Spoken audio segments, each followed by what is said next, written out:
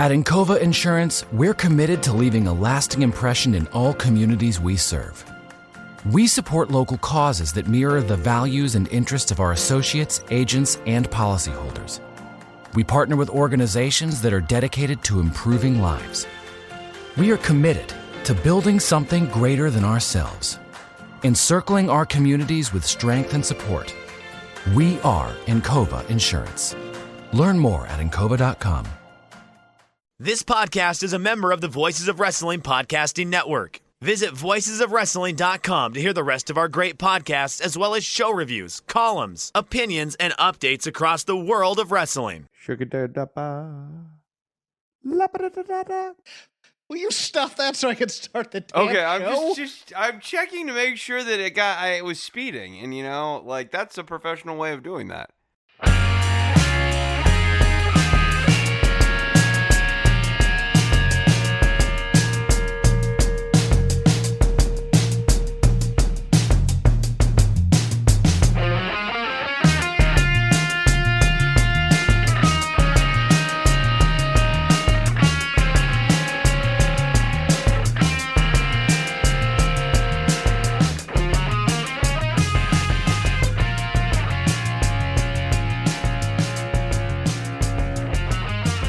MyBookie presents Shake Them Ropes. Use code ROPES.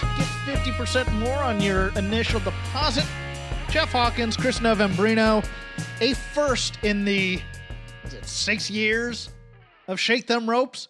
For the first time ever, we will be discussing Impact Wrestling.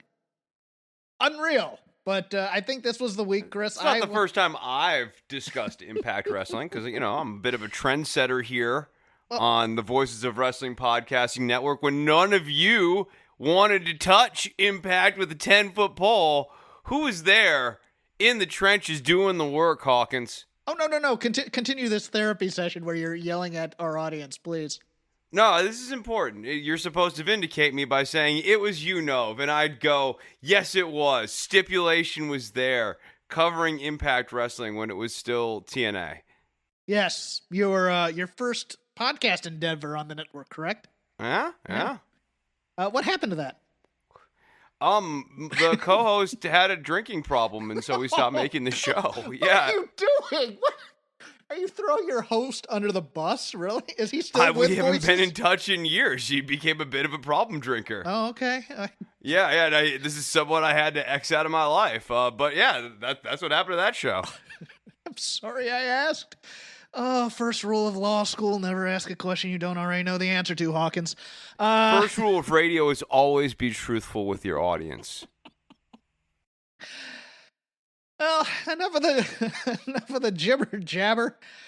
Big week. Soft banter to open the show. That was not soft banter. Jeez. AEW 995,000 viewers, 0.45 in the 18 to 49 demo, second on the night.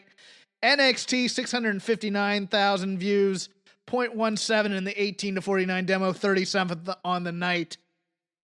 The follow-up, it appears, was impressive. And I'm going to say this. I think NXT's in real trouble. I do. And I would not... Here's my shot I'm going to call, Chris, and see if you agree with this. Okay. All right. I think by the time WrestleMania comes, that NXT will be a third main roster brand with main roster wrestlers on it, and that people are seasoned across the three brands.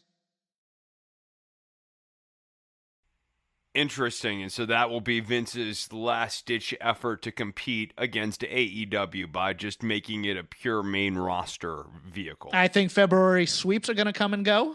I think they're going to get waxed, probably. Absolutely. Because this show is turning into, as we've said here, main roster with yellow ropes.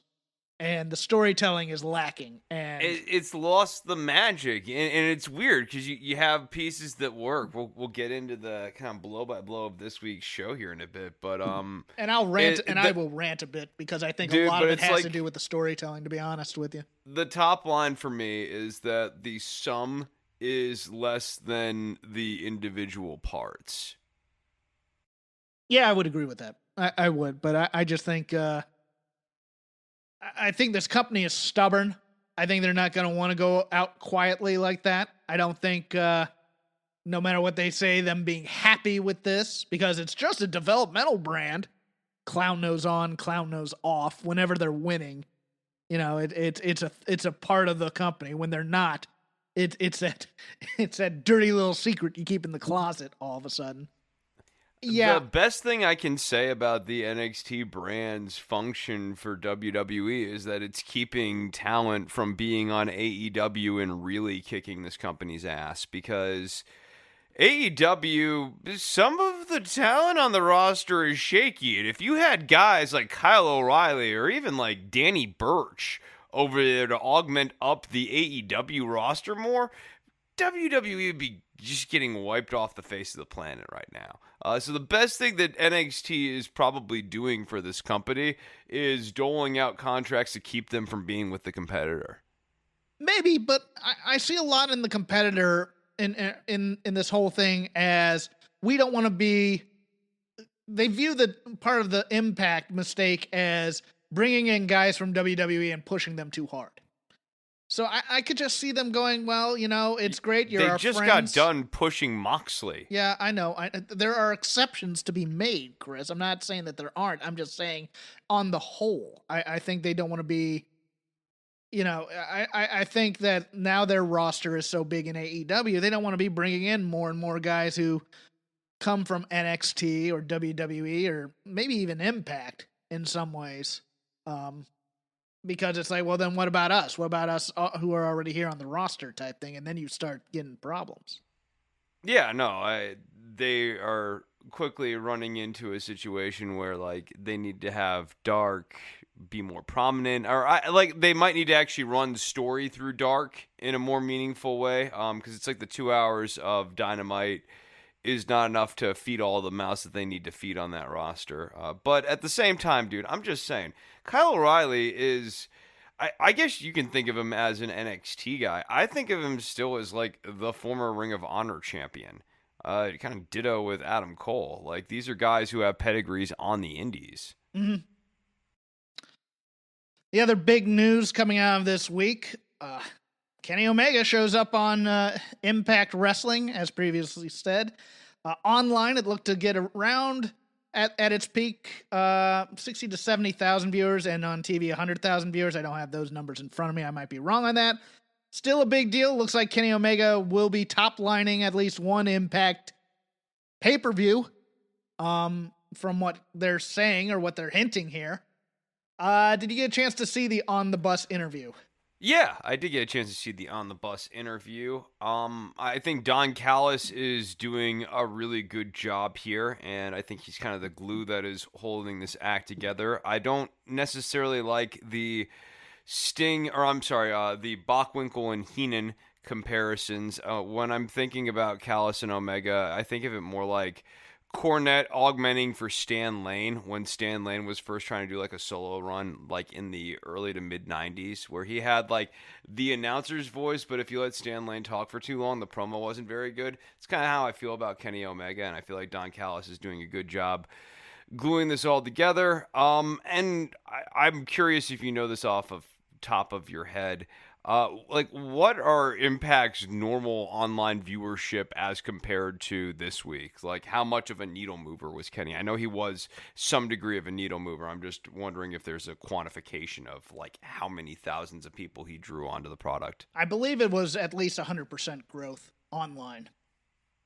Okay, that's not bad. Yeah. I don't know offhand, though. I don't have that on. To your point, I'm going to go a little bit different. I love Don Callis. Love him here. He's focused. He has motivation. I'm going to judge it kind of on the acting performance of it. I thought his promo on that bus was great. I've been planning this for years. Here's the history. Here's the backstory.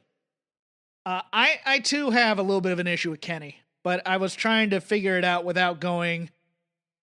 Look, I've been hard on Kenny Omega on this podcast because I wasn't sure if it's a lack of focus or not, but I found my comparison point. Let me throw this at you. It's a lot like when in WWE before she left, Becky Lynch playing the Man. And when you watched Becky Lynch doing that, where she's really trying to, kind of be smart alecky, and when she's reacting, oh ho ho, and kind of playing it up a bit, you don't really the believe. Second run, the second, Yes. not the first one when she was really tough, but like the second run where When she it felt became kind champ, of like when she became champ, and she was trying to play it up as being championship heft, and you could tell that she wasn't as grounded in it, and she was and it wasn't the real her, and you're kind of watching her go through these promos to kind of be entertaining, and you just really there was something missing there. It's the same way I kind of feel with Kenny here. I liked the night 2. I liked the AEW one more because I think he had more of the championship look to it as well. I thought, when he started the promo, I collect comic books, or I used to collect comic books. I'm just, you're kind of like, okay. I mean, I understood the point of it. I think they're going with the, almost the I'm going to Ultimo collect all Dragon. the belts. But no, to your point, like Ric Flair would never be like, me and Gene, I used to collect comic books. Yeah, and I'm hardcore trying not to go, back in the old school, the money meant something. They were really trying, but at the same time, you're like, I collect things would have been better than, I mean, you're trying to give into that geek culture at the same time because it's so big right now, but there was something in delivery. It was almost like Emo Phillips delivering a joke for me as well. And I'm kind of like, the up and down cadence, which kind of go, that kind of thing. And I was trying to decide, what is it about this performance that's not clicking with me rather than the content, just kind of the tone. But Callis is enough, I think, for this act. Yeah, he's enough to make this act work at least for a while here. I'm kind of with you.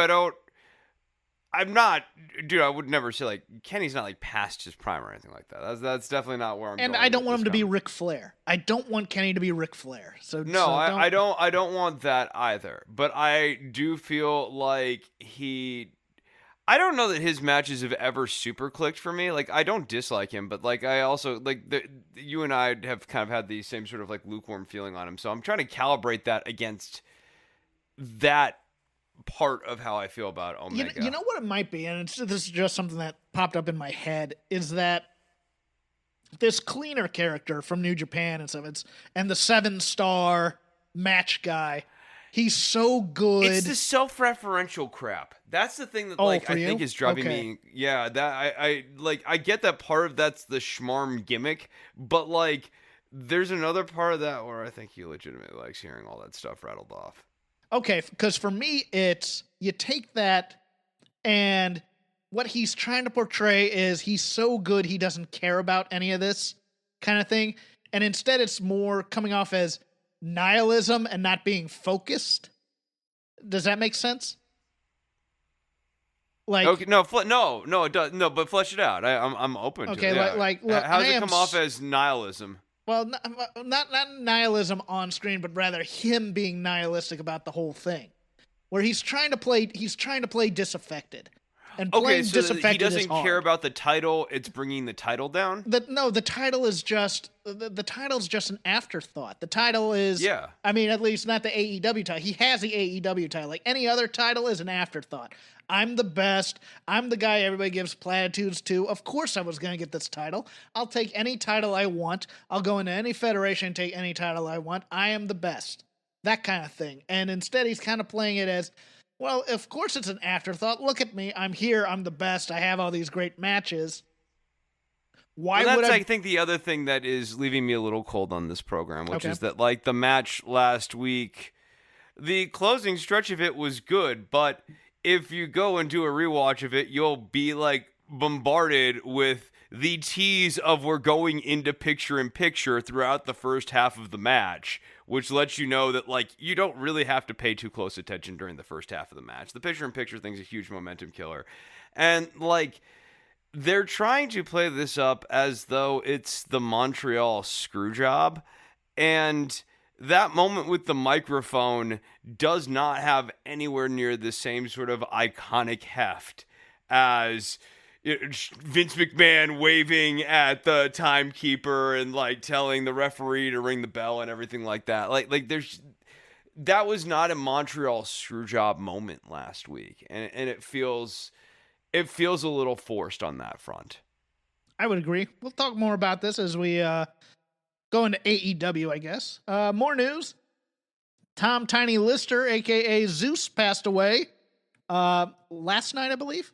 Maybe 2 nights ago. No, it was last night. Yeah, just character actor with over 220 credits to his name. He worked in everything. A lot of people know him from Friday.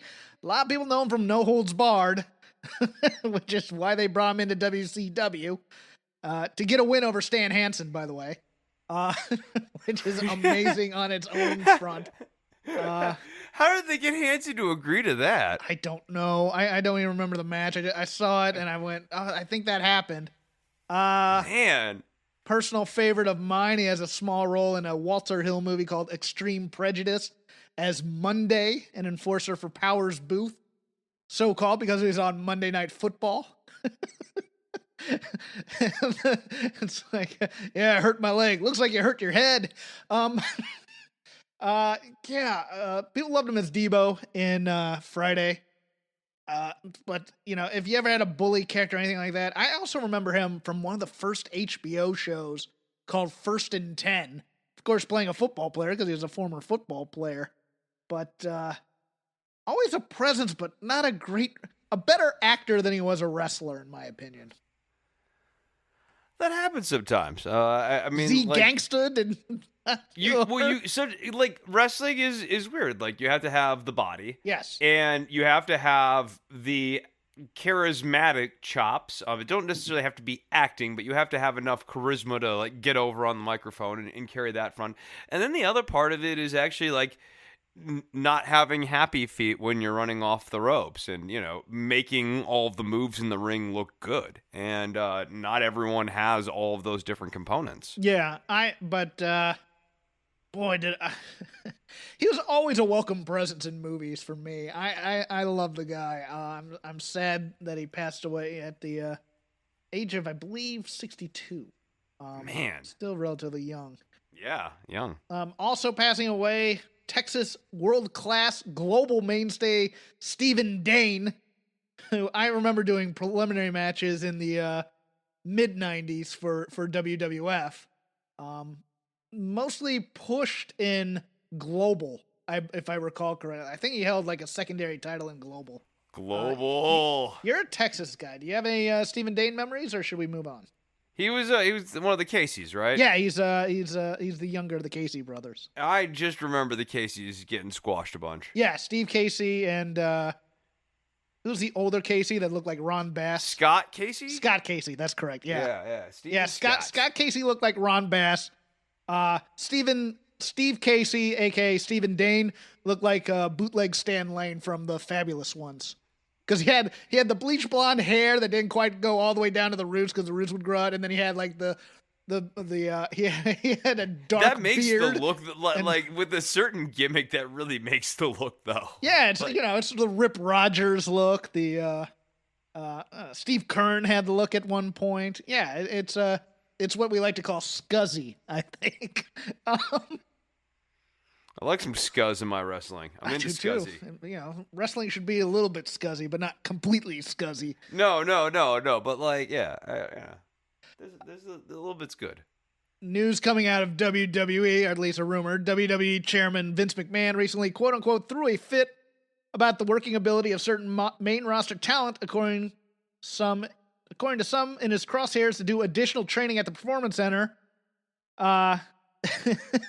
We're of the larger variety. This is PW insider Mike Johnson reporting this. Keith Lee, Otis, Dabo Kato, Dio Madden, and Omos, who is AJ Styles' bodyguard, are among those who are taking classes on Tuesdays and Thursdays with Adam Pearce and Drew Gulak. Arturo Huas was another wrestler that is believed to need additional work, but he is currently injured. Keith Lee needs to go to extra training at the age of 36. It couldn't possibly be that they don't understand how to utilize Keith Lee. Because they only know one.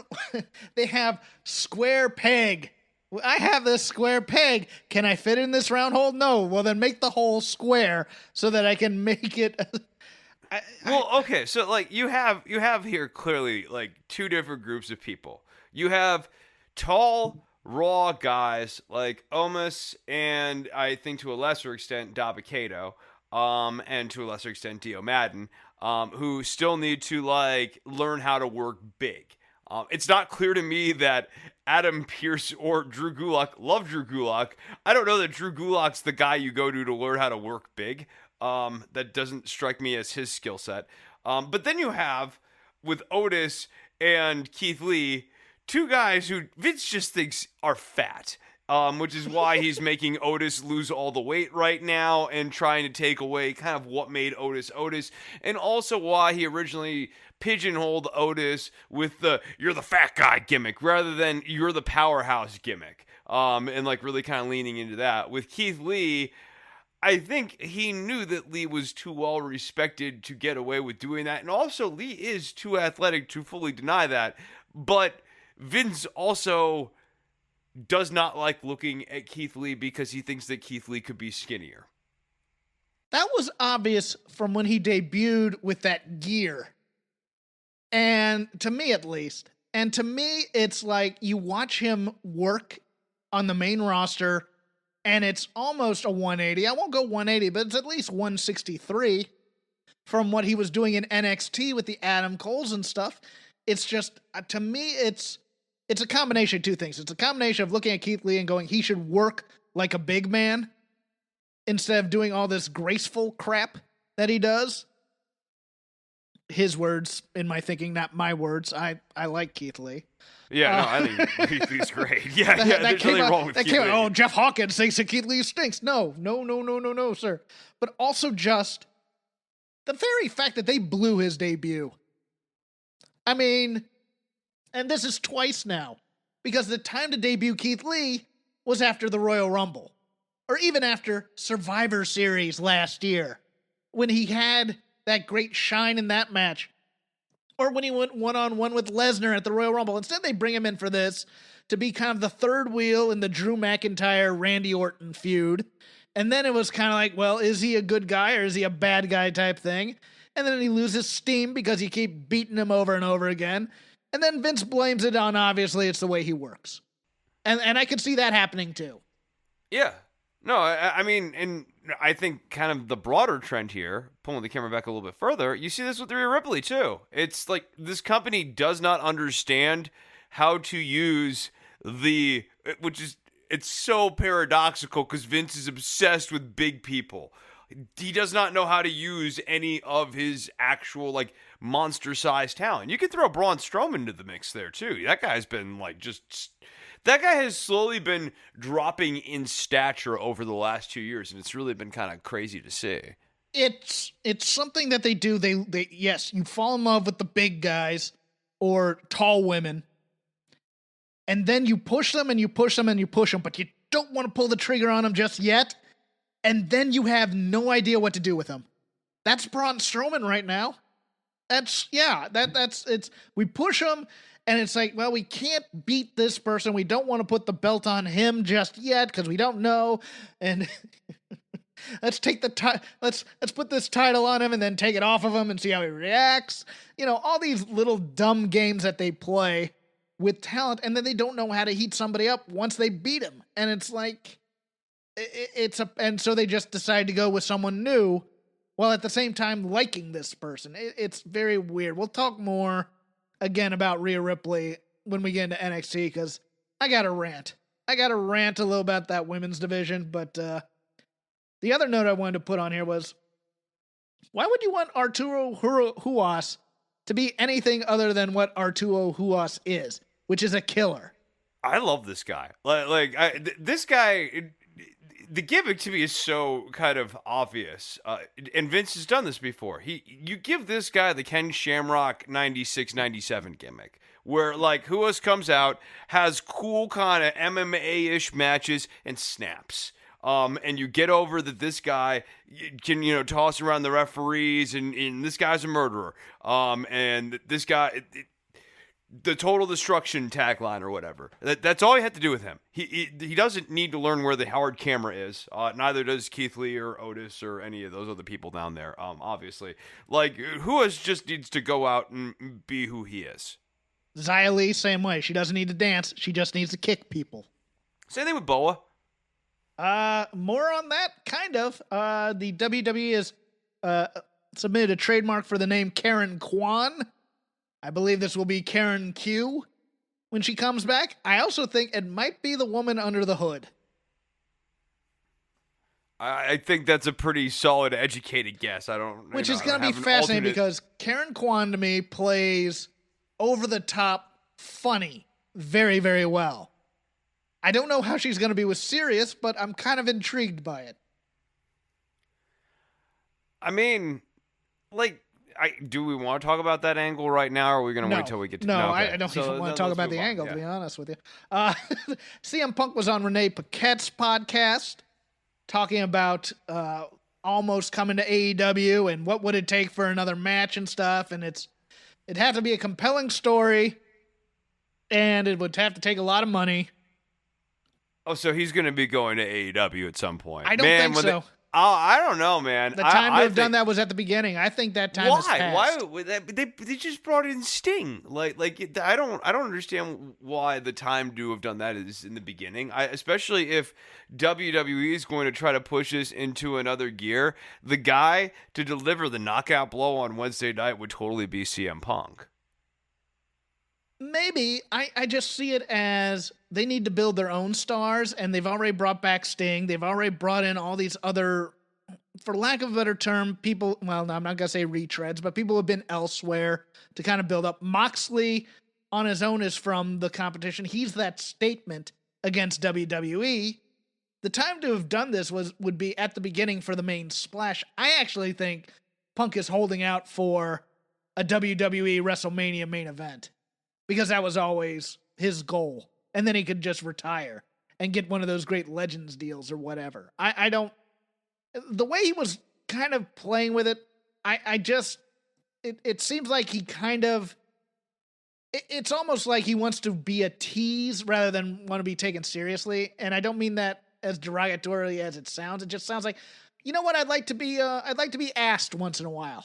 I'm going to say no, but I'd like to be asked once in a while. That kind of thing. Maybe. I'm just saying, I don't think that there's any reason why AEW should stop using these occasional hot shots. I think things like Shaquille O'Neal and Sting, and to a lesser extent, Chris Jericho, all these hot shot, like the guys at San Antonio Spurs add on to their bench when they go into the playoffs, who have like just a little bit of tread left on their tires, but it's enough to get you somewhere. I don't think there's anything wrong with that. And I think if AEW can get those sorts of things to get eyeballs on the product, that's a good thing. And I think there's a lot of intrigue in a CM Punk versus Kenny Omega angle. That's honestly probably that might be one of the most interesting things that Kenny could do for my taste. I'd like to see his reaction to a Punk promo. Yeah, right, exactly. I think that would get eyes on the on the product. But Punk versus Cody would be interesting. Punk versus he wouldn't have a match against just Dustin or like a feud with just Dustin. But there's a lot of matchups for Punk in AEW that I think would draw additional new eyes on the product and eyes away from a kind of stale WWE product. Thunderdome for the first night tonight was at Tropicana. The award-winning Thunderdome. The award, yes, the award. What awards did it win? It won the Quality Award of Continuing Excellence. Yes, the Award of Continuing Excellence, as sponsored by the Human Fund. No, the Capitol Wrestling Center every year has the Quality Award of Continuing Excellence. Yes. Yeah. I forgot about this award ceremony held. Yeah. The old QCE. Held in Rio de Janeiro in honor of Pat Patterson's Intercontinental title win. I was there. It was great. I shouldn't have flown. There was no reason for me to fly this year, but I still went. I didn't notice any difference in it being at a baseball stadium versus being at a basketball arena. They didn't seem to make any difference to it. I don't know. It was so obfuscated by the Zoom heads that I couldn't really tell that there was a real venue difference. Like, I knew that they were at the Tropicana Field because they mentioned the Trop a whole bunch, but I didn't actually feel as though I had been transported to a different place. Some people backstage at WWE, Vince, are upset with Snoop Dogg appearing in AEW. Snoop doesn't have a contract. He can do what he wants, and he has a show on TNT. This is what we call cross-promotion, kids. I think it's a terrible betrayal of the WWE brand by Snoop Dizzle, and I hope that when he smokes one tonight that he really reflects on what he's done. He is apparently going to do some color commentary on Dynamite. I know what color it is. You can look up YouTube of him doing commentary on hockey games because he is a Kings season ticket holder. But on a serious note, I think he'll be better than Jericho. Yes, actually, he'll be better than the chemistry in that booth on some weeks too. Yes. But also, people enjoy Snoop Dogg doing commentary on things, and that goes back to him doing commentary on animal films and other things like that. So there's a certain, the internet might like this a whole lot, quality to Snoop Dogg calling wrestling, that if they get good takes out of him or they get a good clip out of him and like he really kind of nails the call on a match, I think that this could be one of those things that like pops good numbers for them, at least in terms of online engagement. He might make a great call on a match, or he might drop something on TV that shouldn't be on TV. I'm here for that. Yeah, no, I also, yeah, like, that's the thing that a lot of us have been feeling has been missing from wrestling, which is the... More F-bombs. Yeah, well, it's not just F-bombs, right? Like, it's like, oh, you can't do that on television. The element of danger is not there anymore. You know, you get the occasional swear word here and there, but it's like, oh, look at us, we're being naughty. You know, there's no real...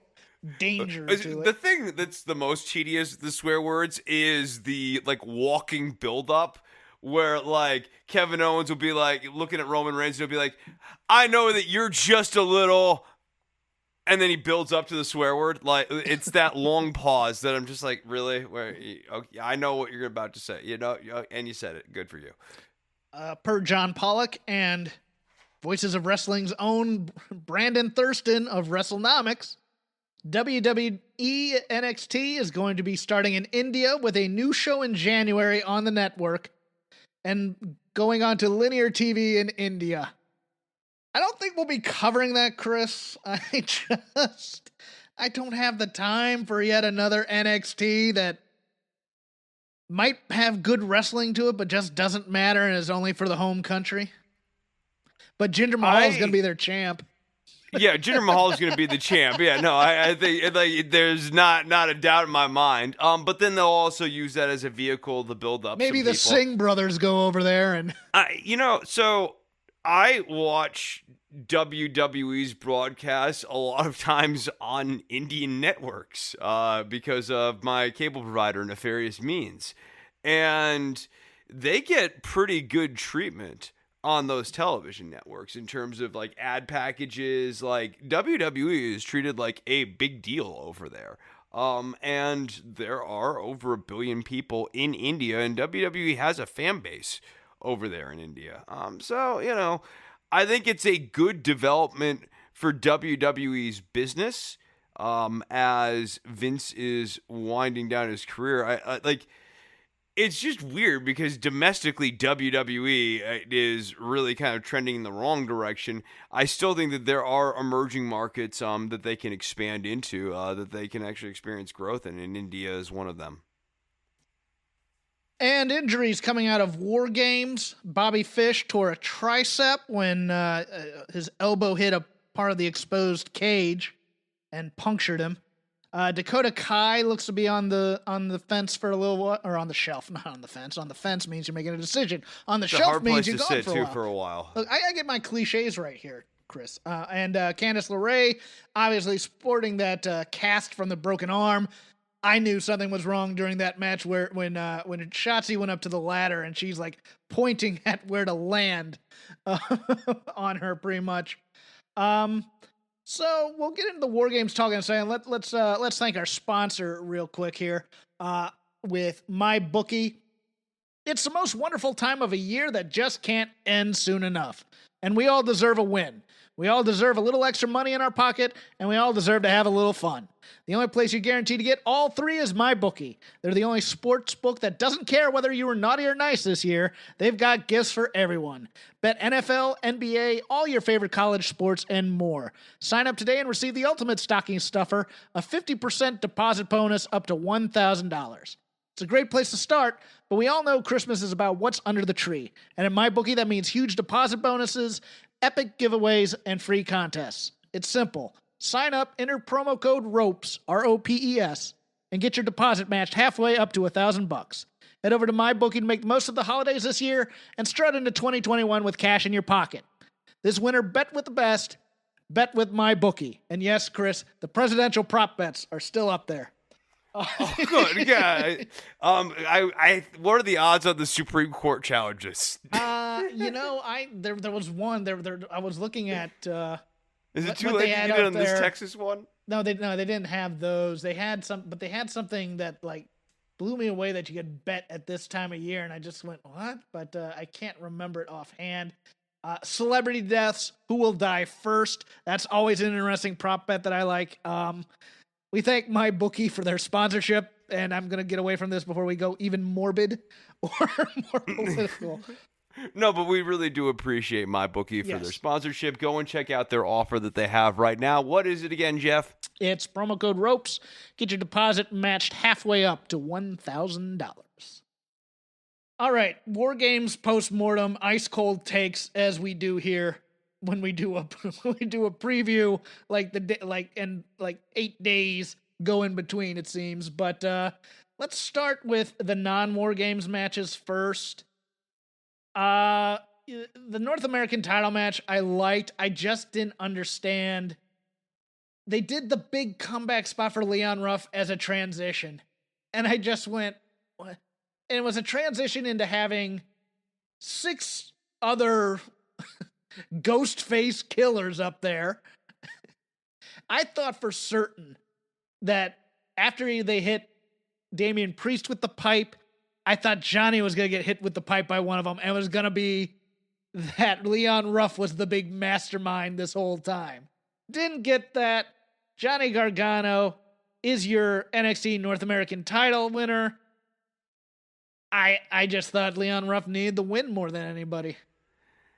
Yeah, I completely agree with you. I think Leon Ruff needed the win. Then you could have had Johnny and Priest square off.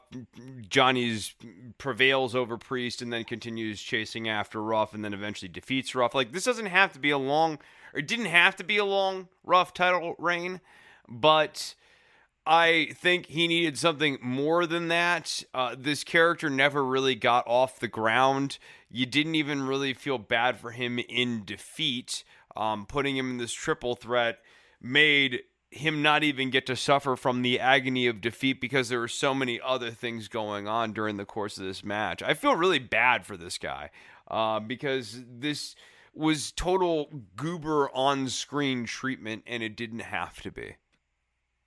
Yeah, we'll get into what the follow-up was when we get into NXT. The strap match I thought was fine between Cameron Grimes and Dexter Lumis. Oh, like, look, you know what's funny about this? Is, like, Lumis is not someone I'm super excited about, but, like, Grimes and Lumis have good chemistry. Like, I get why backstage people are like, no, let's let this thing kind of burn on a little bit longer. Like, they're fun, dude. I thought this was a fun match. Yeah. Like, it wasn't anything special. It wasn't like a revelation. We didn't change wrestling here during the course of this match, but I had a good time. Cameron Grimes is fun. Super happy they did not do the 4 slaps of the corners for the strap match. That was a straight look. There's always the chicanery involved with the heel and putting on the strap and trying to sucker punch the baby face. You know, those are just wrestling tropes, so I'm fine with that. Yeah, this was good. I really liked Tommaso Ciampa and Timothy Thatcher. Oh man, that was also really good. The purity of just having a one-on-one contest with no weapons, no stipulations, no interference. I liked it, Chris. It was a refreshing change from what NXT has become to me. Yeah, it was a good, solid, rough, and rugged wrestling match. I thought the ear burst made that match that much better. I have a question for you. Okay. When you get especially with something like an ear, at what point do referees and officials backstage make a call to stop a match to save an ear so that the ear doesn't come off? Like, you and I both, of course, enjoy like Vader and Cactus Jack and like all that stuff, but like in the modern era, we probably don't need to be losing ears willy-nilly during a match. And I remember a commentary saying that Thatcher had like 5 stitches. Like, how busted up does an ear have to get in your book before they stop a match? Chris, you will recall that Cactus Jack actually lost an ear in a match against Vader in Germany in WCW. Yeah. And it didn't stop the match. I think we're at that point. But cauliflower ears, you're not in danger of losing the ear. That it's just there's a blood pocket that is built up due to all the rubbing that you've done on the mat and in headlocks and all those other things. I don't think you're in. Now, I'm going to get a message from a doctor. No, you can lose an ear if it's cauliflower. I'm not aware of being in danger of losing the ear, but I figure these guys know their appendages well enough to describe the situation. Yeah, for sure. Where it's like, okay, if this happens, I'm in real trouble. We got to go home. I'm going to put this ear on ice, and we're rushing to the emergency room. I think it's one of those things where if it happens, guys will be cognitive enough to know when to call it, or a referee will call it. I don't think we're ever going to see another lost appendage again unless it's accidental. Yeah, no, I agree with you. I just that was a conversation point for me coming out of this match. I loved this match. I don't think that they should have stopped this match or anything like that. I was curious where you came down on when is when, because like, yeah, you don't want. It seems senseless to me, like lose an ear Cactus Jack style. For me, WWE has become a company that has its referees talking way too much to the people. Dude, I hate how much they check in. Check in and think. Yeah, it's so obvious. I get it. I get why. But at the same time, they're also ordered to let's take a time out here and clean up the blood and stuff like that. And it takes me out of the match. Whereas there's a moment, I forgot if it was this match or another match, where somebody got hurt and then somebody just kind of pushed the referee out of the way and kept going with it in a WWE match, and I was shocked by it. I'm just like, that never happens anymore, and that's what should be happening. This is a one-on-one contest where people are trying to incapacitate people. Yes, that's what I want. But yes, the referee talk, because they have earpieces and they're always given time cues, and because the matches are set up so... But it lacks so much subtlety to now, where they like actually, someone will be like, Tommaso Ciampa will be on the ground, referee will kneel down next to him. Like it's too much. It's too much. And now we get to the War Games matches, and I liked both War Games matches. I did not love both War Games matches, and I'll tell you why, Chris. I think really for the psychology of the match, these weapons that everybody's bringing in for plunder and things of that nature, it has to be part of the psychology now, or the build. In terms of teams strategizing, okay, how are we going to use this here? How are we going to use this here? In the actual build up to the match versus the match itself. It throws, like, you're talking about the tables here. Tables, ladders, I'm with you. chairs. No, they had labeled tables Jeff. I want to see them prepping those tables, Chris. There was no rhyme or reason to them. I couldn't divine a coherent strategy. Like, why did Pat McAfee need to put all 4 members of the Undisputed Era through each individual table? Or like, how is that the greater strategy of the match? Was in their mind, was it going to finish off with each member of For the Brand putting a member of Undisputed Era? Like, I didn't have a vision for what McAfee's grand finale was there. Get to the men's match in a second. I want to kind of concentrate on the women first. We talked last week about the psychology and how they were going to get around having the babyfaces have the advantage. The strategy was the first half of the match, they were going to put over on commentary how dominant a force Raquel Gonzalez was against these women. And I did enjoy Dakota and Raquel working together. I thought that was a lot of fun. The second half of the match, the advantage was scored by keeping Io Shirai out of the cage until she does the fantastic "I'm crazy" and puts on a trash can and jumps on people. I loved Dakota Kai in this match. Dakota Kai was this year's Kaylee Ray for me. If you needed a big spot or somebody to take a lot of damage, Dakota Kai was your woman. I thought she was great in this. I thought she's a tough little cookie, man. I enjoy she was getting her. Knocked out all over the place, and you're just like, whoa. And there was a danger spot early, and also props to Ember Moon in this match, because I think she got knocked a little loopy very, very early by a kick, and she had to recover at some point. She continued going. That would have been a time I almost thought they might have stopped it, but yeah, the whole stomp on the trash can where it traps Io Shirai in it, I howled at that. The win came when Raquel Gonzalez gets the pin on Io Shirai, the women's champion. Here comes my rant, Chris. Okay, rant on, my dude. I like Raquel Gonzalez a lot. We've talked her up here. Yeah. I like Rhea Ripley a lot. I liked her as Reina. Talked her up here. I love this women's division. I love the different characters. I love NXT's women's division historically. Part of the reason I think we're losing a lot of interest in it is they've changed their mind on the storytelling so many times. You can't, and you've beaten everybody kind of in the process. You don't know who's important, who's not important, and they changed that. It was 2 takeovers ago, Chris, where the focus of this division was going to be Toni Storm and Ember Moon chasing Io Shirai.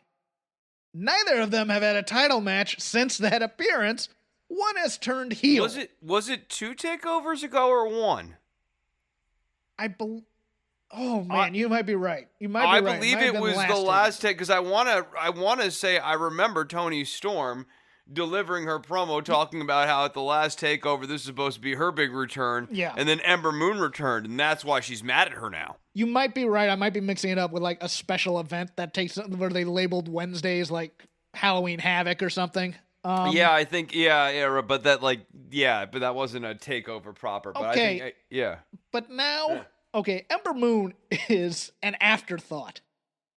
After Wednesday, she gets beat again by Raquel Gonzalez, and she gets jumped by Toni. That made me so angry. I like Raquel Gonzalez too, but Ember Moon is a champion level talent, and I know that you're trying to build Raquel to get there right now.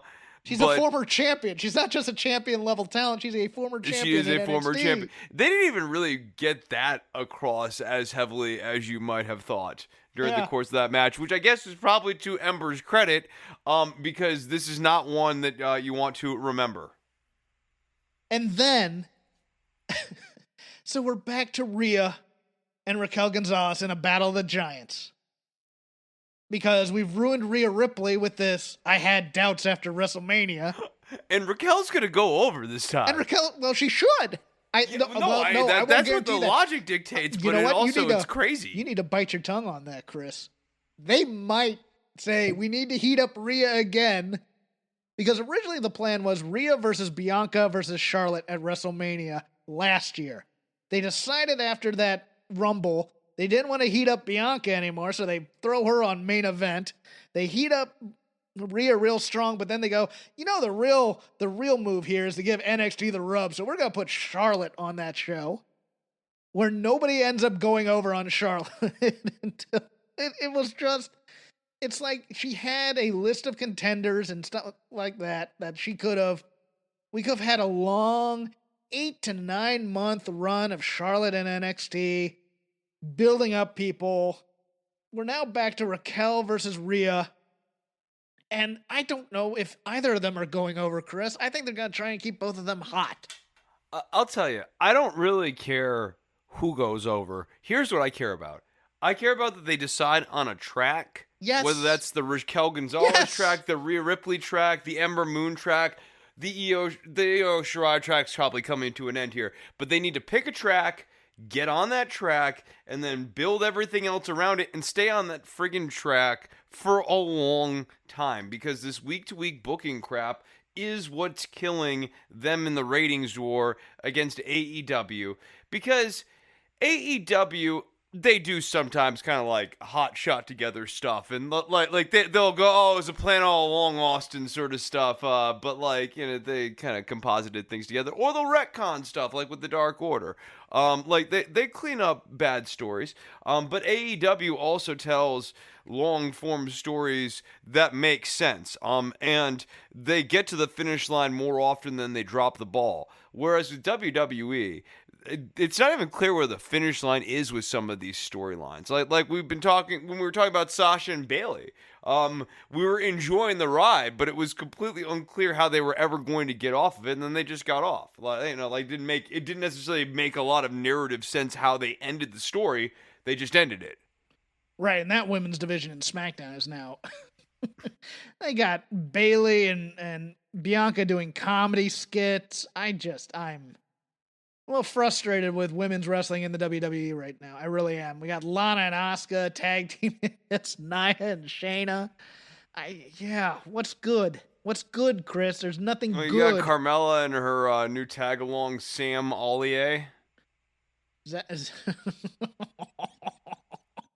Oh, yeah. Any other thoughts from the women's match? I thought everybody kind of really just kicked ass in this thing and hurt. It was just the storytelling was weird. Yeah, no, this is like a really stiff match, and I want to make it clear that when it comes to Gonzalez, I like her. I think she needs to have more long singles matches to really get her feet under her for when she becomes champion, and has to have the long matches and sort of carry the division. I don't know that she's quite there on that front yet, but in terms of like power and in terms of just being like rough and tumble, I like her a lot. I think she's got a lot to offer. The men's War Games match, yet another, it was great. But there were times where the storytelling failed them, and I think it failed them in how they got out of it.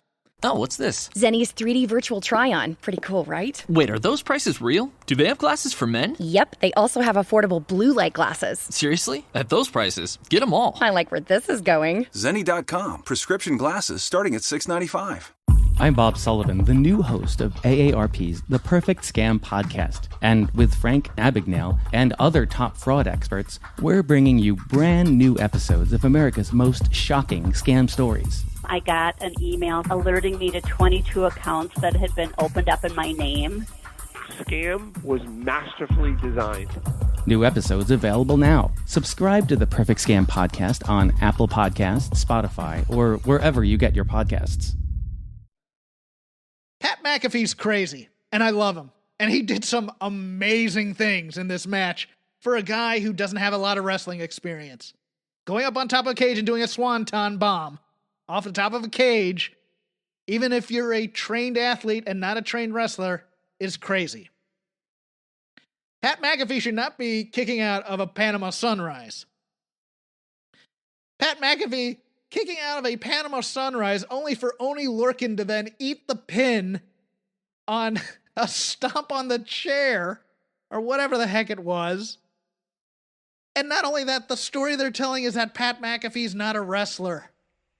That he doesn't belong in War Games. There was a real disconnect in the story of the villains. What the protagonists were doing here was predictable. It made sense, and they were behaving in the way that you'd expect. What was very surprising in this match is that, like, most McAfee stuff, like, he really thinks about, like, every beat of the story. And in this case, you had the tables. We've already kind of went off on, like, how there was sort of, like, no end game with the tables. And, like, it was very weird when, like, they were sort of non-sequitorially going through the wrong tables for each. It wasn't even like Fish was putting one of them through the fish table. It was just like random people were going through random tables with like no rhyme or reason. McAfee, I found, was very inconsistent too. I think that he should have been begging off a lot more, and really should have been hiding behind his three hands most of the time. I'm with you. I think it's a hoot that this guy is willing to do these big spots. And he's a great promo. He's a compelling enough guy. And his selling's not bad. He sold the neck on his podcast the next day, which killed me. So, like, you sum all of that together, you've got a pretty darn good wrestler. Like, we just got to start saying Pat McAfee, like, he doesn't wrestle all the time, but he's a good wrestler. Like, he gets it.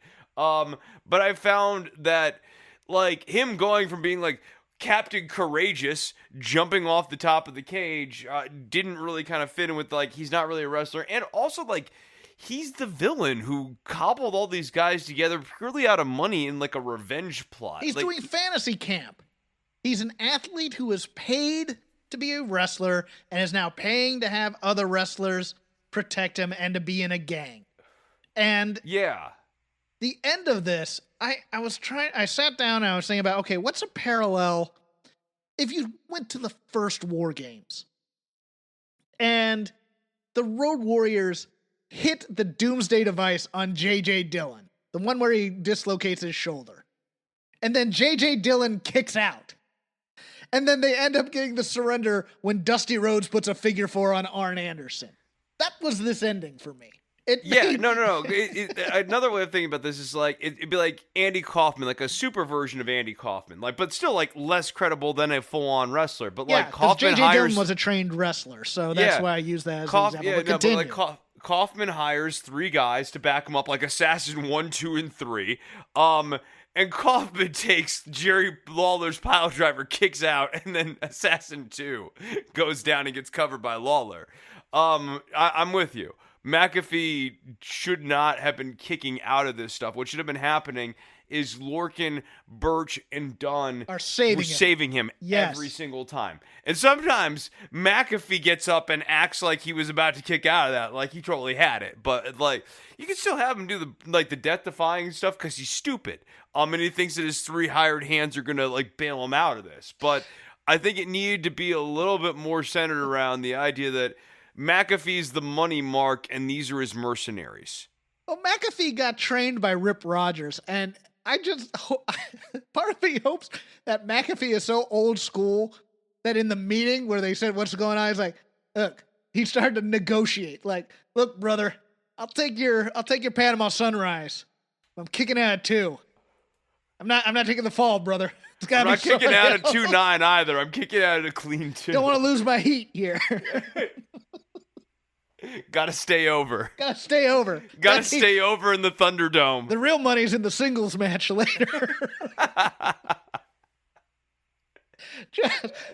Well, who should take? Let Oni take the pin. You know, who'd he ever beat?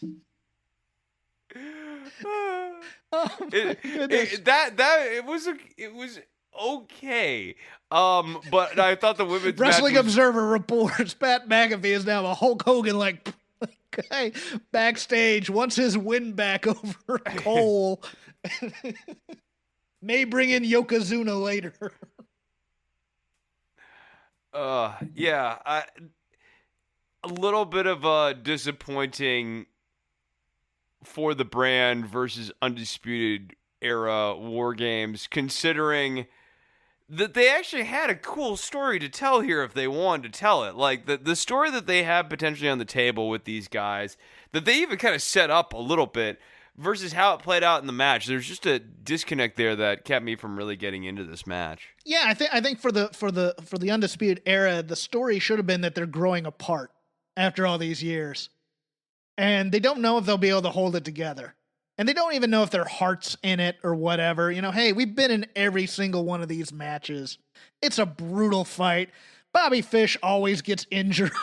They should have made that part of the story, to be honest with you. Look, we come out of this banged up. It hurts our careers. Do we really want to be a group anymore? Those types of things. And then have them coalesce once this dip shit comes in, pardon my French, explicit tag, comes in and is buying friends to beat them up, and Pete Dunne's looking for revenge on Roddy and everybody else. Yeah, I think they weren't well served by it, and I don't think anybody was well served by the video on NXT television.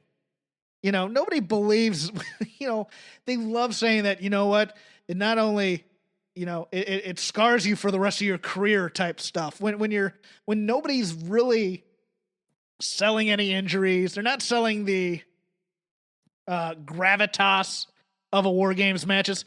Yeah, we were in this match, and it was rock and roll, and now we're here on Wednesday. That's what it was. What would be really fun is if someone timed their retirement for War Games and actually, like, ended their career in War Games so that they could say, like, yeah, War Games ended my career, brother.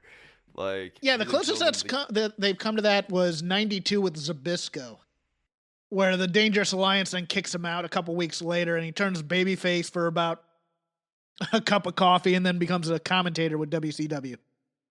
But yeah, no, that'd be a great idea. If you're going to have things like Hell in the Cell and War Games be these career-scarring matches, I think that, yeah, there is actually kind of an interesting opportunity for people who are wrapping up their careers to wrap up in one of those matches and be a casualty of the cage. Let's finish up NXT talk. Let's just do the Wednesday show, and then we'll do AEW. We'll do all manner of NXT here, I think. So Karrion Kross is back. Last week, announcers had no clue what that promo video was, or no, that was during War Games. That was the other thing. Yeah, they play the Karrion Kross video. What was that? Really? Do we not watch the product, guys? Scarlett comes out looking like she's in between on Rocket League when you get spikes on the car. It almost looked like all the spikes hadn't grown yet.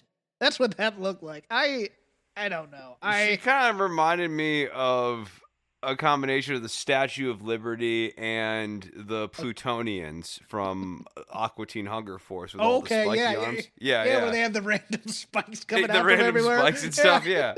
My dad owns a dealership. No, those are different aliens. Oh, those are different aliens, yeah. Those are the frat aliens. Oh, yeah, you go down. Those guys. Yeah, okay. Those guys, yeah. I'm doing voices now to make Emery and Oglethorpe are their names. I don't want to go down to that. Yeah, okay, that guy. Yeah. God, they're going to want me to do more of that. Yeah, I didn't... Boy, nothing screams main roster than the promo where everybody comes down after their music is talking. I want a challenge for the title. I want a challenge for the title. I want a challenge for the title. Oh, my goodness. And when Balor walked out of the ring and walked away from all three of those guys in the ring, he made them all look like dweebs. And I guess, part of that's like you want to get Balor over as the champion, but man, he just like completely nerfed Pete Dunne, Kyle O'Reilly, and Damian Priest. Yeah. Not his fault. That's a bad way of presenting these guys. Chris, my heart was happy this week. On both AEW and NXT, I got great tag team wrestling.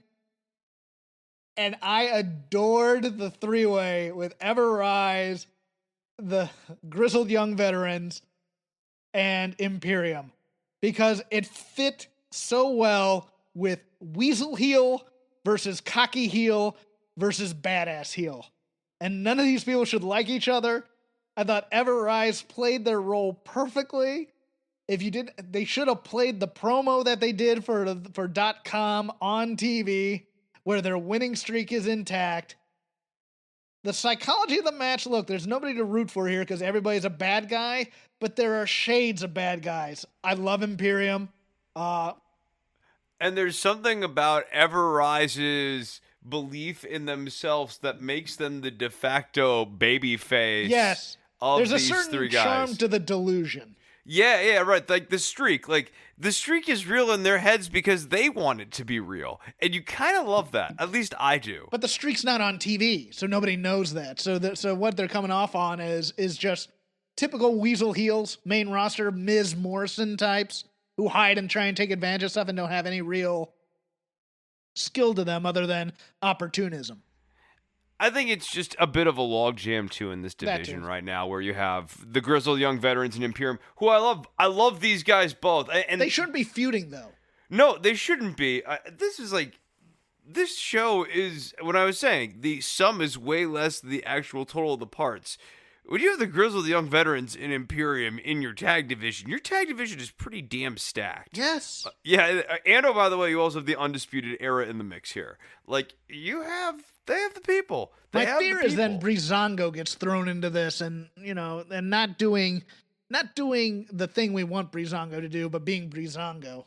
Yeah, I think that is an issue, and I think the other issue is who is the babyface team you are having climb the ladder up from Everrise, Imperium, and Grizzled Young Veterans. Because that's what this division is really stacked for right now. We don't have a young up-and-coming tag team, but the Rascals may fix that from TNA. They're in the PC right now. And if that's the case, and the Rascals are ready to go, they have a really nice program or a series of programs here to get built up. Yes. Yeah. I think eventually, probably Grizzled Young Vets probably become the de facto baby faces here. Yeah, I think if one of these teams does have to get turned, it might be. You can't get Heat as Liverpool's number one, and nobody's taking their shoes off, so you might as well make him a babyface for right now. Yes, and Gibson's so good. Like, Gibson just crapping on anyone and everyone who stands in his way. Like, Gibson crapping on Karrion Kross would be a hoot. But then he'd have to die. He'd have to die. Oh no, he might have to die because of it. But like him and James Drake, like just getting into trouble, like and writing checks that they can cash some of the time. It would be a fun way of presenting the veterans for right now. The follow-up to the Gargano storyline is that Austin Theory is making bad jokes. Speaking of delusional, that's not endearing, we have Leon Ruff. He'll be teaming with Kushida next week against Gargano, who is fantastic. Gargano is fantastic. Ruff got dropped by his original tag team partner just to show you how much of a goober he is. I think Ruff's turning heel next week, Chris. On Kushida? Yes. Good. What do you mean good? This is gonna be terrible. I mean, like they can't fix it now. They've screwed it up so bad. Like let's just run it into the ground. How about we make him more likable, guys? And maybe he gets the win in the tag match. I don't know that he necessarily. Actually, you know what? heel. I'm going to scratch that. I think he gets the win in the tag match, and he gets the respect of Kushida, and then they beat him down afterwards. Ruff and Kushida could be like a tag team that goes up against some of these new heel teams that are in the division. Yeah, and then Ruff can take the fall. Usually. Yeah, right. Yeah, no, and this gives Kushida yet another mid-league. And then he turns heel. Yay! Yeah. And then Ruff gets frustrated because he's supposed to be a single star. Because there's nothing better, Chris. There's nothing better than the athletic, crowd-pleasing, death-defying flips of a heel. Yeah, Leo Rush could pull it off, but I don't think Leon Ruff can. Leo Rush had the snobby gimmick, so yeah. There was a snobby thing, but then there was also like a certain way that he was like quick and flashy. When he was on his game with all the handstands and like kind of like handstand and then walk back and stuff, where it was prickish. And I think that I have not seen that in Ruff's offensive style as of yet. You know who else is turning heel? Maybe these two guys get together is Swerve Scott. Maybe Swerve talks to Ruff and gives him a new type of swerve, a dark swerve. Jeez. Yeah, gotta make that guy a heel. I just, because Jake Atlas is now getting built up again, it's nice. Don't get me wrong. It's just, we've seen Swerve and Jake Scott work so many times together. It's so weird. Yeah, I mean, is he getting built up or is it more 50-50 booking? It's 50-50. It's yeah, pure 50-50. That's my thing. It feels like a lot of this stuff is 50-50 booking. I had no problem with Pete Dunne beating Killian Dane. I thought they did a good job to protect the Killian Dane tough guy gimmick. Like, the fact that Dunne needed help and that people in the back decided that Dunne needed help, that kept Dane looking strong, and Dunne didn't need to beat Killian Dane clean here. I liked the vignette. I liked that. Yeah. Dane just came right in and just started beating on him as opposed to words or anything like that. Yeah, no, there's a lot to like, and I liked the Drake Maverick insertion into this too. I didn't have a problem with that. Yeah. Anything else on NXT? No. That's all I got on NXT. Quick hits on NXT UK. They're turning it into another WWE show with a talk show. I like Noam Dar. I find him funny. I know you don't like the talk show. I thought that was very funny, for the record. Okay. I enjoyed it. There's a prickish quality to Noam Dar that it pops me. I think he's very funny. I enjoyed Jordan Devlin beating up Oliver Carter. And what else happened on this Tyler show? Bate has returned to NXT UK, and we found out that the Heritage Cup is a secondary title, it seems, but they will all be fought in the round system. Bate's been eating his Wheaties. He's a body guy now, which...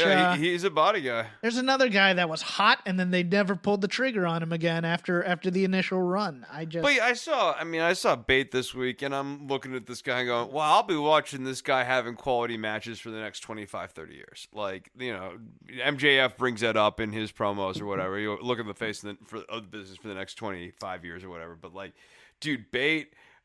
This guy, genetically blessed, he puts in the work. He's a great wrestler. He's a good promo. This guy's going to be around for a real long time. I actually enjoyed A-Kid. I thought the Noam Dar interaction, there's a facial that A-Kid did when Noam Dar said, "You're now a man." That it was very, very funny. It was almost like he wasn't expecting it. Yes, and he was pulling it a little bit. I even liked the Hunt and Eddie Dennis storming into Scala's office. Mm-hmm. I liked that. The Ginny segment was good too. But interesting that Isla Dawn pins Xia Brookside off of a distraction. I guess like the program with that's a quote unquote protected finish. Yes, in their minds, and it's not, but it is. I know. Yeah. Well, it's weird because it's so contra to the story that they are telling with Brookside, that she learned lessons. Like, that's how they spun that match with Nina Samuels here, this week's commentary. And then she didn't. So she's learned lessons. Like she learned to not fall for a faked injury. Because in the past, we've seen Brookside fall for things like faked injuries and distraction finishes. Samuels comes up on the Tron, and Xia Brookside is distracted. So, hey, up here. Is this the unlearning of lessons? Yes. I know. It's stupid babyface syndrome. Yeah, she still has more things to learn, but it's stupid. I'm not That's not how a people learn focused things. athlete. I gotta go watch the TV while I'm in here. Yeah, it's stupid. Like, that's not like when you're learning something, yes, you still have to learn new things and you make new mistakes or whatever. But, like, it's not as though you've learned a lesson and then you go back and make a rudimentary mistake again. That's not how, like, theory of knowledge generally works. Chris, you now have 30 seconds to gush on the only thing in the main roster that either of us cared about, mostly you. Slapjack. Well, I mean, here's the thing about this week. Slapjack is yet again being held down by Mia Yim, a.k.a. Reckoning, in this match. But again, we saw leadership. During his stint in the match against the former Prince Puma, once again, Slapjack had the upper hand on Ricochet. But for an unfortunate tag, again, trying to exhibit teamwork inside of a tag situation, Mia Yim cost the team the match. I think we've seen yet again here, Jeff, in this match and in previous weeks where Slapjack has defeated the former Prince Puma, that Mr. Jack works better as a singles star. And I hope that the true leader of Retribution eventually breaks away from the pack here and goes on to bigger and better things, facing Randy Orton at WrestleMania. I take that back. The Hurt Business are still great. Don't split them up, please. Well, how about a Slapjack versus the... Is Mia Yim going to get drummed out and replaced by somebody else? Yeah, no, she's going to be the weak link. How are they going to make an example out of the girl, though? Because it's not like they can jump her out. You can't have like four guys like stomping Mia Yim. What if they throw out Mia Yim and they use that to reintroduce Mercedes Martinez as then reintroduced in Retribution? I just think they may put a main roster woman in there. I don't know. I don't know why they're doing this right now. Natty gets introduced into Retribution. Oh, God. we got Mia Yim's down with. We're gonna send you down with Keith on Tuesdays and Thursdays. Learn how to work, Mia Yim. Natty. Who? Peyton? Put Peyton Royce in there? Billy Kay would be like the ultimate blow-off to the Retribution angle. She still has the headshot gimmick, but she's in Retribution with a mask. and she has a headshot everyone. with the mask on it. And on her resume it says, mask work, Commedia dell'arte. And she can do I've done mask work too, so I'm eligible for other roles.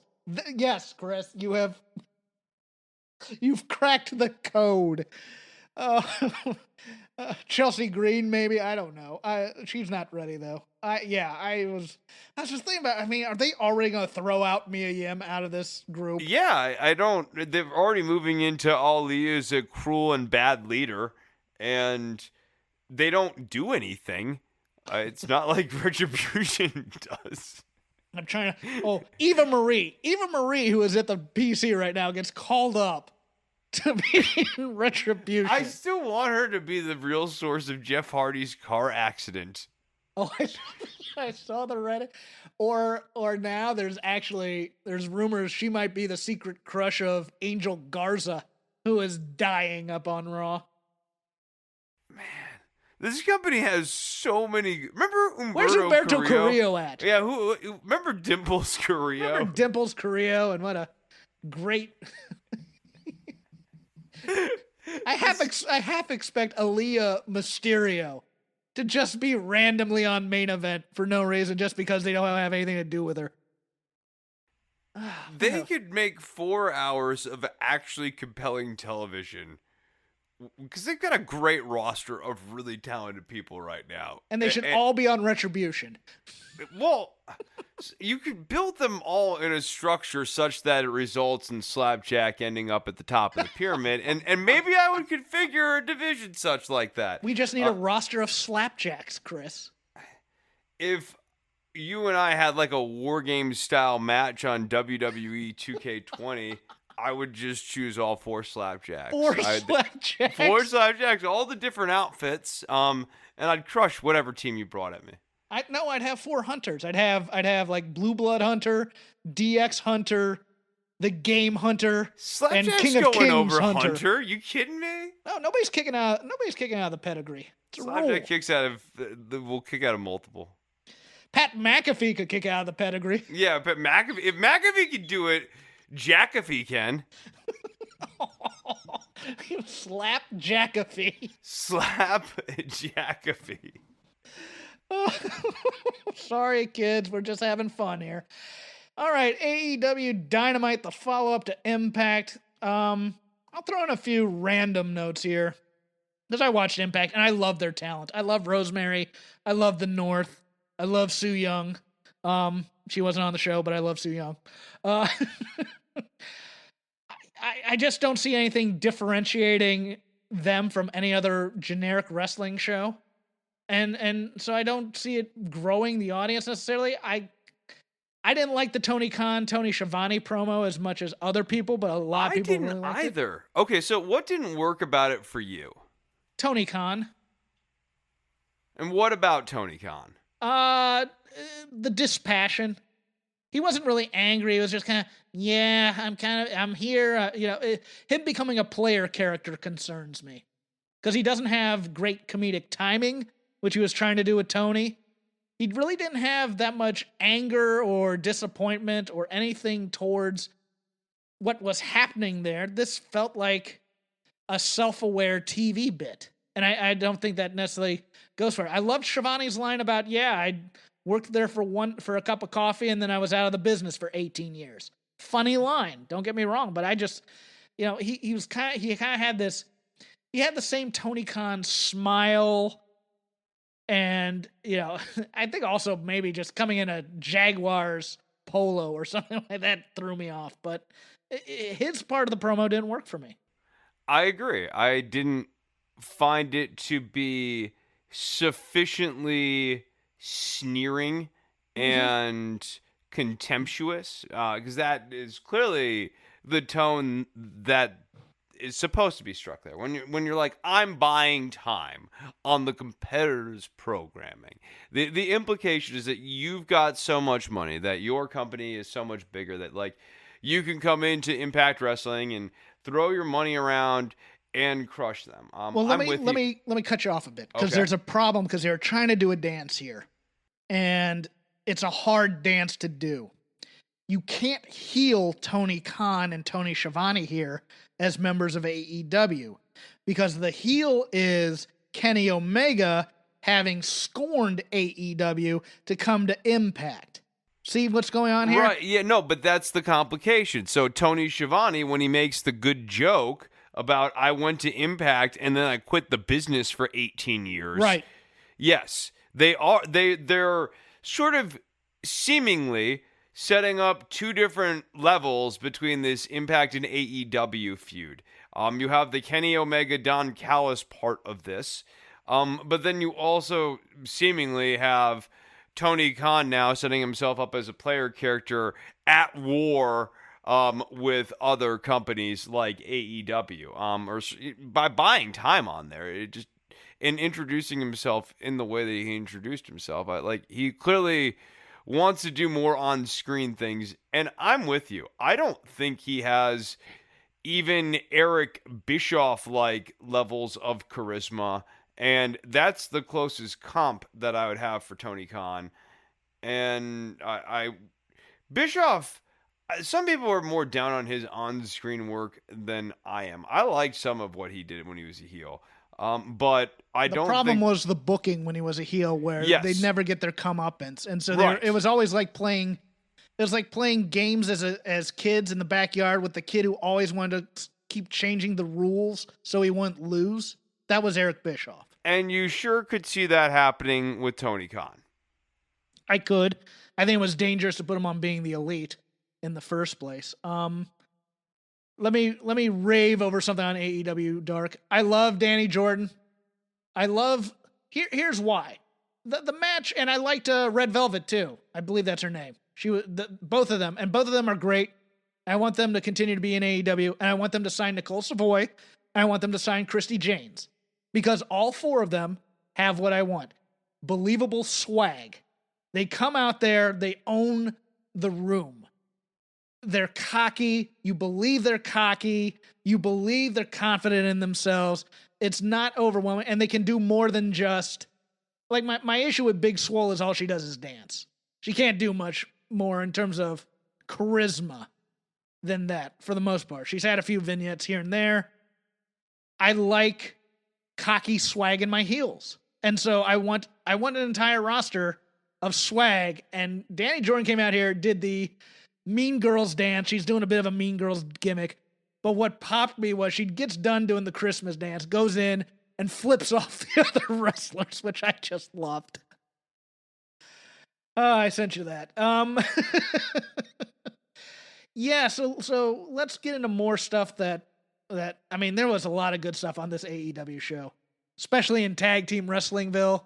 Chris Novembrino doppelganger Jack Evans, the real best Jack in wrestling, not that slapjack imposter. What are you doing? Why would you introduce that to the conversation? I'm introducing that to the conversation because that's a monstrous thing. You go gaga over your little slapjack love, the dork with the hockey mask.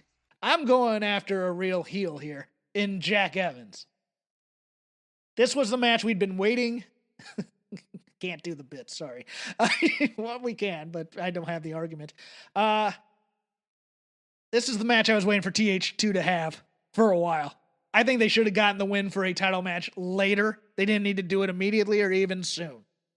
But I loved this match.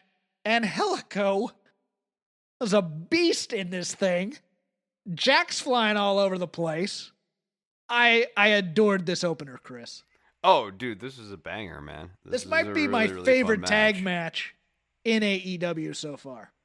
It might be my favorite. I won't say the best, but it might be my favorite. No, I think it's because TH2's style meshes really well with the Bucks' style. And at this point, everyone knows kind of the spots that the Bucks are doing.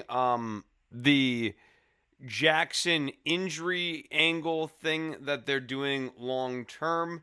What TH2 does offensively plays nicely into that storytelling. I did find the finish where Matt's like, oh, my knee's really bothering me. And I'm going to use it for this piece of offense. And then gets up, oh, it's hurting even worse now. It's really bad. I'm going to use it again. It would have been fine if he had done it once, but he did it 3 times in a row. I thought that was a little hamish. Just a bit. Yeah, it's kind of playing over the top. I liked a lot FTR versus Pillman Jr. and Griff Garrison. Are the Varsity Blondes? Is that what they're calling them? The Varsity Blondes. What they need is the old Hollywood Blondes music from WCW. That's production music, and I don't think it would cost that much money. I am dying for Jungle Boy and Pillman to be a team and call them the North Hollywood Blondes, but it's only a joke I would get.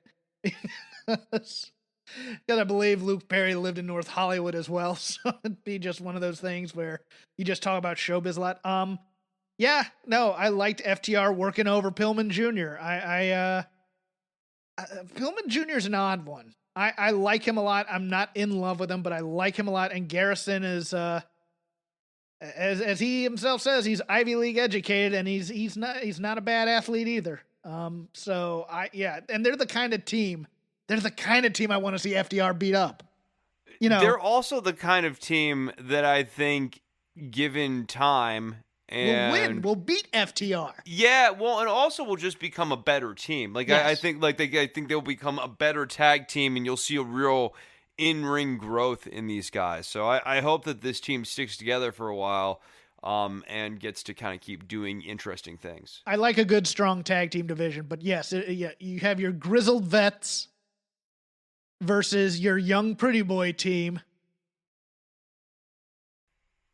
And I think when the Varsity Blondes go heel, I think that's when it'll switch on for them. Like the face run for a team like this is always a little less compelling than that first heel run.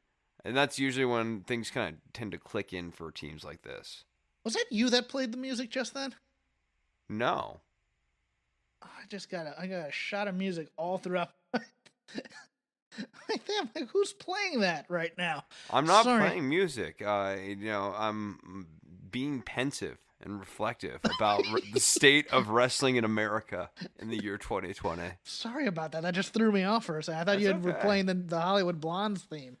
Did you hear that somewhere? Yes. I did not play that. Like I definitely did not. I've been standing here with my hands away from the computer, but you're telling me like some Ghost in the Machine just played like the that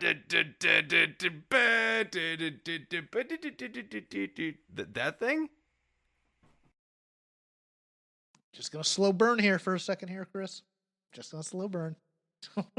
Because I thought something was wrong with my computer. No, something is wrong with your computer, bro. I've been watching a lot of the X-Files recently. And this happened on that show. I'll tell you a little later.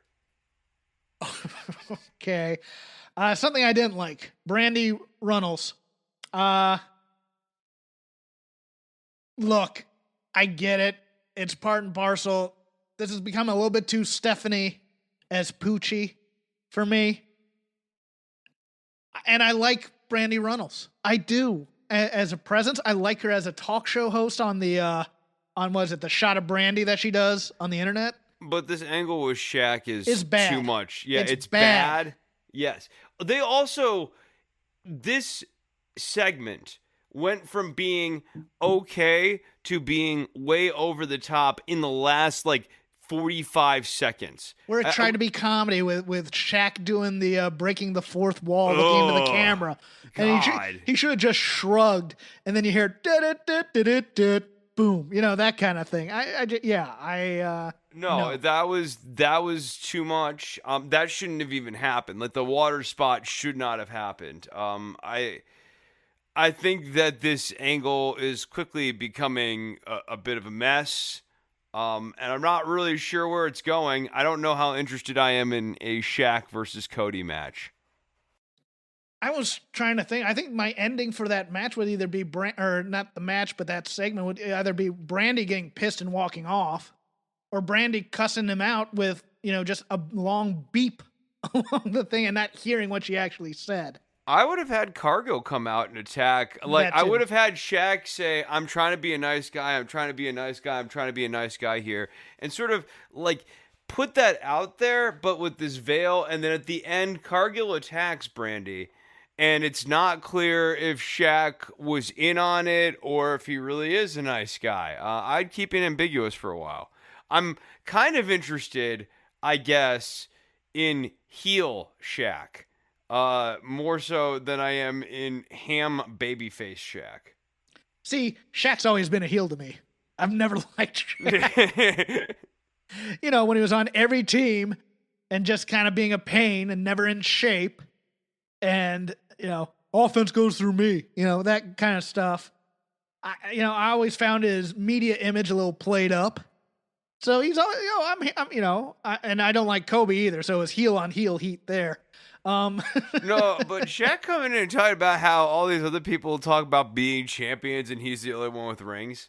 Yeah. It would actually be kind of fun. I'm interested. I'm more interested in heel Shaq than I am in babyface Shaq. That's not to say that I'm interested in heel Shaq. It's just of the two, I think I'm more intrigued by that. I don't like this Shaq and Brandy angle though. I'll sandwich things I don't like with things I do like. So let me get the other thing I really didn't care for out of the way. I'm not into Abaddon as the Undertaker, and I'm not into being scared of her. I'm just not. I don't want the there's ways to do supernatural. That wasn't it. I actually thought that Tesha was good. She was good. She played her role perfectly. What I really enjoyed, what audibly lulled me, is when the announcer announced her name, she turned around scared, mildly alarmed to hear the sound of her own name. Yeah. Yeah, that's some classic squash guy stuff right there. You can't teach that. That's just good instincts. I don't hate having some level of intimidation. What I didn't enjoy, to your point, is when Hikaru Shida comes in, whomps Abaddon on the head, and then, we get the dime store Undertaker's. Shida's Cameron Grimes right now. She really is. It's one of those things where there's being concerned and then being frightened. And that's where it takes, you're a champion. You're taking on all comers. I get being concerned, but you should not be scared. Yeah, she goes from, this is the tension with Shida too, is she's really scared of Abaddon. And when I say really scared, she was scared this week, last week she was scared when something fell in the background, it might have been Abaddon. She's really scared of Abaddon, but she's also supposed to be a fighting champion. and she's trying to present that fighting champion thing right now. And having those two things in tension, Abaddon's not really scary enough for me to think that Sheeta's in real danger. So right now it comes off as we're getting into undead bride territory with Su Yung. That's the thing that we're gonna have James Mitchell come out eventually, aren't we? Yeah, I could get Sheeta being scared if Abaddon was Awesome Kong. You know what I mean? Someone who's just way bigger than Sheeta, way more intimidating. Sheeta's our fighting champion, but this might finally be a challenge that's too big for Sheeta. And also then, you pour on some undead gimmick onto Awesome Kong too. So she's got the undead stuff. And I'm with you. I'm ambivalent on that stuff. I kind of want to take all three women with these types of gimmicks, put them in a stable and get a mouthpiece so that we have some sort of cohesion and direction. It's almost a little like Paul Jones's Army, but Rosemary, Abaddon, and Su Yung, and then we get James Mitchell or Dr. Luther or somebody to do the satanic gimmick, and then we can just have it all in one place and in one federation, and then they can do stuff with it. I actually think that would be interesting. It'd be interesting if Dark Order had to face off against an actually spooky group. Abaddon should be in the Dark Order. But what is Dark Order even about at this point? Wacky comedy with it's Alex about Reynolds. Wearing T-shirts. Yeah, it's about hanging out with John Silver. They've ceased being a cult. The cult is being it's a cult friends of with comedy. Silver. It's a cult of comedy, Chris. It's all the laughter and yucks and it's improv. It's improv, which is a cult of comedy. No, but look, I liked I was going to go into this. I liked the Adam Page, John Silver, Alex Reynolds thing. My favorite part about that was when they said they had been waiting there for 7 days. Too funny. With the dumb hats and I actually like that. Look, I'll team with you. Yay! But I'm not joining the Dark Order. Oh. It's so ridiculously stupid, but I love it. I do. I'd like to get. I think once Brody Lee comes back from whatever, I don't know what's going on there, but then it'll take another tone of seriousness. Maybe they throw Brody Lee out and they just become. That'd be really funny. Is that John Silver pulls a coup on Brody Lee and takes it over? And they just become a fun group, but they still call themselves Dark Order. No, Adam Page takes over. They make him the new king. You're our new king now. You're the best. Okay, what are we? Are we about rehab? No, we just sit around and drink. That's all we do. They just become raging alcoholics from top to bottom. And Cabana's like, what am I doing here? No, but I'm with you. I think maybe when Brody Lee gets back, that's when Silver and other Beaver Boy get kicked out or something like that. Or they just get more focus in it because right now they're there to be killed. They're red shirts. I'm fine. The one thing I did enjoy too, although also a little too referential wink winky at the same time, was wanting Dustin to join as 7. God. And then he shows up on Impact. And has to be 7. Yeah, that's a little too cute by half. Taz is great, and the Sting follow-up was good. Those are the only other 2 notes I have for AEW. Yeah, Dynamite. so the Sting follow-up hung around a little too long, but this was not. It was solid. This was right for especially compared to previous Sting Speaks segments of the past, where they have been leaving us severely wanting. The WWE one really comes to mind, but he's had other ones that have been just womp womp. This was pretty good, and I like the tension between him and Cody Rhodes. I like the tension between him and Darby Allin, and that there's just ambiguity with Sting. And I like that he, the whole I'm gonna be here for a long time. You now have this presence around AEW and Sting, or at least for the moment. I've watched enough Impact to know sometimes people say they'll be with a company for a long, long time, and it's not always like that. And the tension with Arn Anderson as well. Yes, that was nice. Yes, that was fun too. No, this was good. AEW knows how to use guys like Sting much better than WWE does. With the because they're exception not of, looking to beat him. with the exception of Jake the Snake in whatever the hell that outfit was this week that he was in. Oh, good Lord. Jake Roberts. Okay, so you know how like college professors have tweed jackets with leather patches? Yes. Like, that's what Jake the Snake's outfit looked like, only like instead of leather patches, they were like snake patches, and they were on his knees. Nicotine packet. Yeah, and they were on his knees. Yeah. I'm here for Jake Roberts as professor. Like, Professor Moriarty brings a pipe, tweed jacket, pants that don't match. There for that. I'm into Jake and Sting confrontation at some point. Spin the wheel. No, NXT has that. We can't do that right now. Yeah. Oh, yeah. That if it brings back Abdullah the Butcher like the last time, I'll be great with it too. Yeah, that's pretty much all I have for wrestling this week. You got anything else? Inner Circle, that dude that really hit you?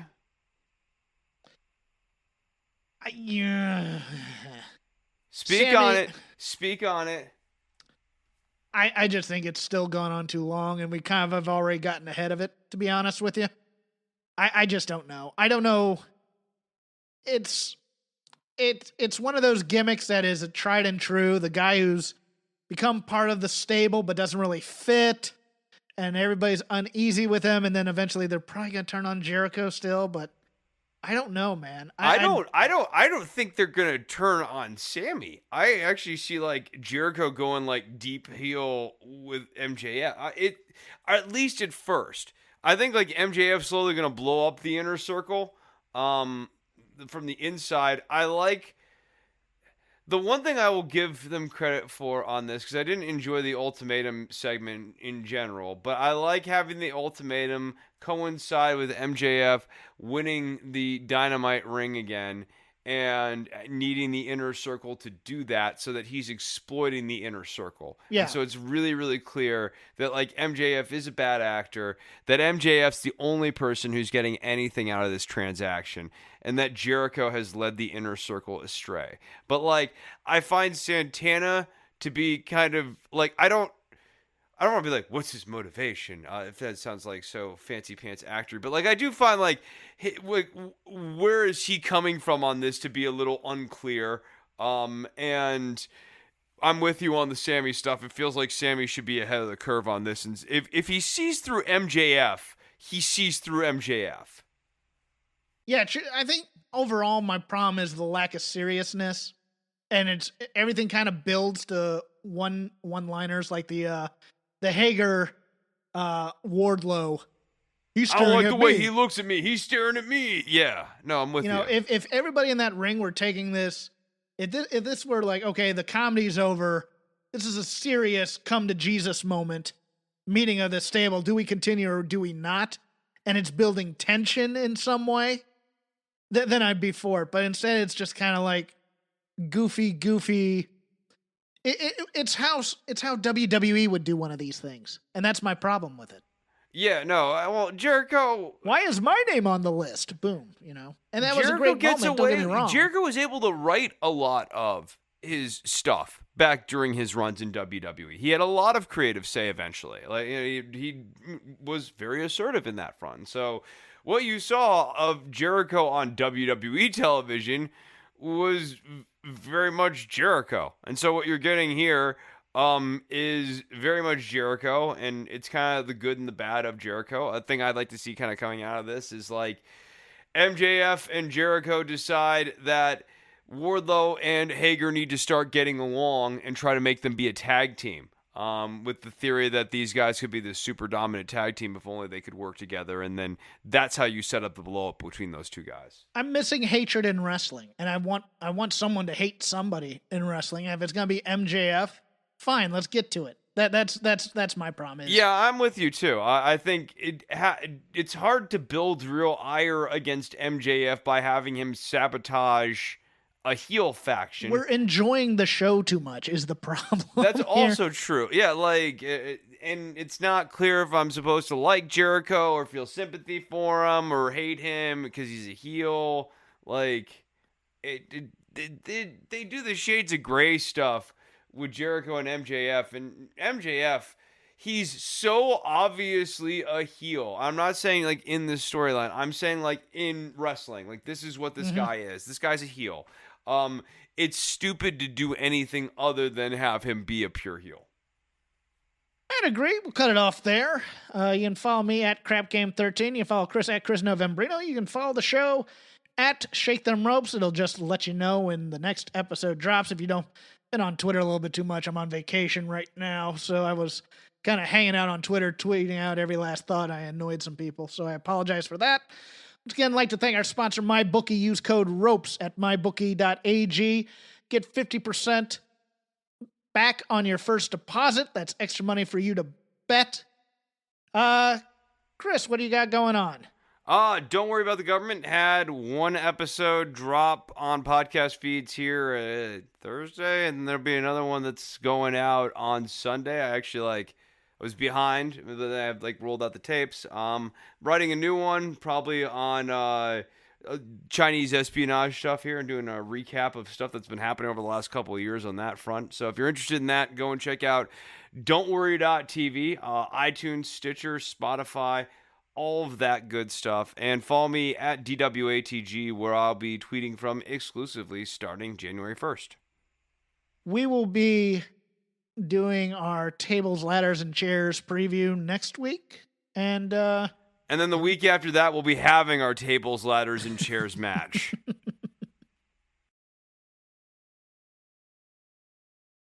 Who are you texting? My therapist. You text with your therapist? Text, video chat, call. Yep. That sounds too easy. How did you find her? I just went to betterhelp.com/save. She's a licensed therapist and it's all online. I connect when it's convenient for me and don't waste time driving anywhere. Plus, it's affordable. I wonder if I should try it. It's great to talk to someone in confidence. She's helped me sort out quite a few things. And right now you save 10% off the first month when you go through betterhelp.com/save. Betterhelp.com/save. Got it. For the perfect last-minute gift, check out Spa Finder. With Spa Finder, send a relaxing spa treatment straight to their inbox without leaving the house. Gift cards can be redeemed in-store at thousands of spas and salons nationwide, or online at the Spa Finder Wellness Shop.